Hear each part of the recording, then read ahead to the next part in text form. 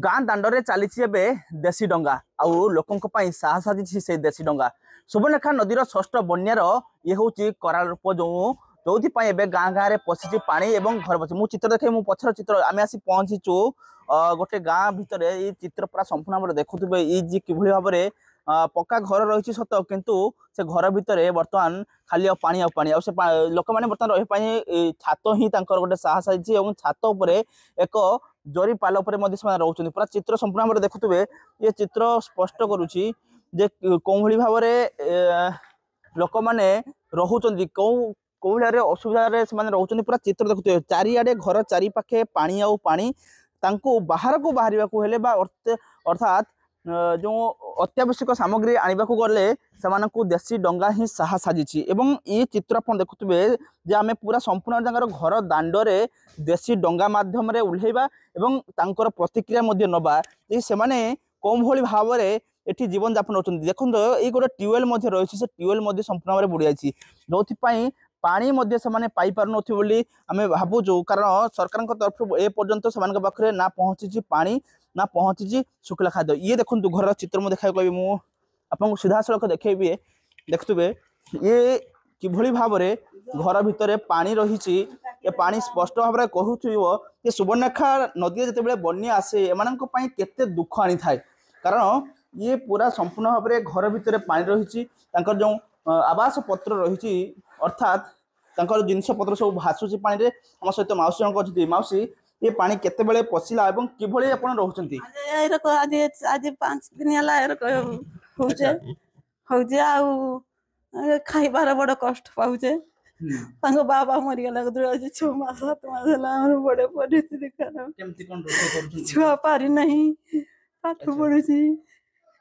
तो एकला ये बन्या आपन को आखिर लोक आनी दोची केते थरो एमती बन्या आपन देखिले गोटे मास भीतर आज छोटा ही गेला अच्छा छोटा ही गेला छोटा थर जलर घाटू आमर खंडे कागज भी दे लोक रांधि कि मुटे खाइबा किंता जलर रांधि खाइबा धीरे किंती बसी अच्छा से छात पर बसी मैं खाइना चलिए खटो बोली देखुवे ये हूँ गोटे हृदय विदारक दृश्य ये मौसी आखिर लुह ये लुह नुहे ये हूँ सुवर्णरेखा नदीर कूप जो कूपर आखिर लुह झरी आसुची से दुख बखाणुले जे पिला दिन ठू केते दुख देइछि सुवर्णरेखा नदी जे ये सुवर्णरेखा केते बेले लोकंक पई माने सहारा साजी था आउ केते बेले सौतुन था मौसी को आउ टिके रिएक्शन नेबी मौसी ये बन्या आपण केते वर्ष ला नेबी देखु छथि एठी आज के आज 23 वर्ष लाइनी ने अछि के देखु छी रे एमती पापा को दोछि आज 23 वर्ष ला मु आज एर को कष्ट पाउछि अच्छा आउ किसो करिमि खतरा खाइनी खतरा उपास बसिनी आउ किसो करिमि निश्चित भाव में दुख बखाणुले ये दुख निश्चित भाव में केते हृदय विदारक रही जे सुवर्णरेखा नदी में बन्या आसिले से केते कष्ट और जंत्र आनी थाए कथार ही स्पष्ट भाव में बारी हो पड़ुची एवं गोटे पूरा चित्र आपन देखुवे आवास पत्र भासुची एवं जिनस गुड़िक ऊपर को से नापी चेष्टा कर कारण एठे रहिबा से बड़े दुख रही एवं पूरा ये हूँ गाँ दांडर दृश्य गाँ दांडर पानी घर भितर पानी जुआड़े चाहिए पानी गोटे ही साहस साजी से हूँ छात छात उपरे एक जरीपाल पकाई से माने रहिबा पई चेष्टा करछंती एवं अछंती ये पूरा संपूर्ण भाव में गाँव चित्र आम आपको बुलिकी देखुलु एवं आमको जो माने जो नाउरिया जंख नहीं जाउथिले तांकर प्रतिक्रिया नबा मौसा आप पूरा संपूर्ण गाँव देखिले चित्र केते घर एमती बुड़ी रही है केते लोक बर्तमान असुविधा होती 70-80 घर बुड़ी रही अच्छा आ लोक तो केते कहमी 200 ऊपर 250 लोक अच्छा ये पानी घर भितर अच्छे आउ कौन कह बन्या बर्तमान 6 थर आसलानी केते दुख आनी हाँ बहुत दुख